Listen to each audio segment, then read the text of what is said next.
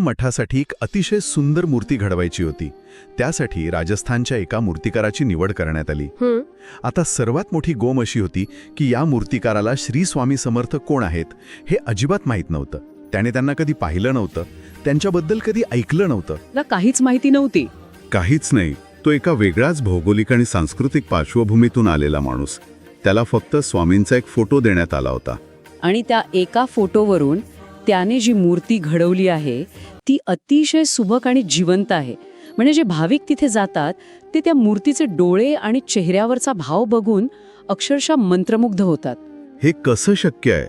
म्हणजे एखाद्या व्यक्तीला ज्या गोष्टीची किंवा तत्वाची अजिबात माहिती नाही, त्या गोष्टीचा आत्मा केवळ एका फोटोवरून दगडात उतरवणे? हे म्हणजे एखाद्या गायकाने अशी एखादी भाषा गाण्यासारखं आहे जी त्याने आयुष्यात कधीच ऐकलेली नाही, पण तरी त्याचे उच्चार, त्यातल्या भावना अगदी 100% बरोबर आहेत. हे खूपच सुंदर उदाहरण दिलंस तू. जर आपण याला एका मोठ्या संदर्भाशी जोडलं तर यावरून कला आणि माहिती यांच्यातल्या संबंधावर प्रकाश पडतो. म्हणजे कसं? किंवा माहिती हवी, पण खरी कला ही माहितीच्या पलीकडे असते. हो, ते आहेच. बऱ्याचदा कलाकाराची बोटं त्याच्या मेंदूपेक्षा जास्त प्रगल्भ असतात.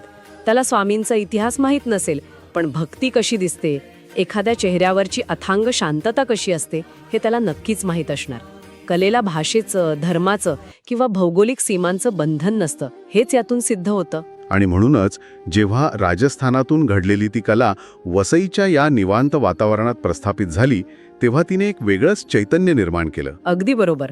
मूर्तिकाराच्या बोटांमधली कला आणि म्हात्रे कुटुंबाची श्रद्धा यांचा तो एक अद्भुत संगम आहे. आणि म्हणूनच आज तिथे जाणारे भाविक इतक्या सखोल शांततेचा अनुभव घेतात. आता हे सगळं ऐकल्यावर कुणालाही वाटेल की बाबा एकदा तरी जाऊन ही मूर्ती पाहूया. हो ना, कुणालाही वाटेल. आणि तिथे गेल्यावरचा जो प्रत्यक्ष अनुभव व्लॉगर्सनी सांगितलाय तो खूपच जिवंत आहे. मठात प्रवेश केल्यावर अष्टविनायकांचे आणि नंदीचे अतिशय सुंदर फोटो लावलेले दिसतात. आणि मठाची वेळ ही खूप सोयीस्कर आहे बघ. सकाळी 6 ते रात्री 9 वाजेपर्यंत. अच्छा, म्हणजे दिवसभर कधीही जाता येतं. हो. आणि गुरुवारी इथे महाप्रसादाचं आयोजन असतं, तेव्हा बरीच गर्दी असते तिथे. या गर्दीत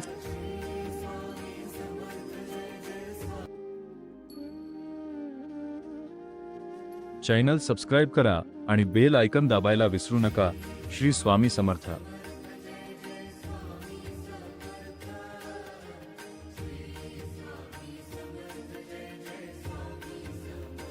समर्थ.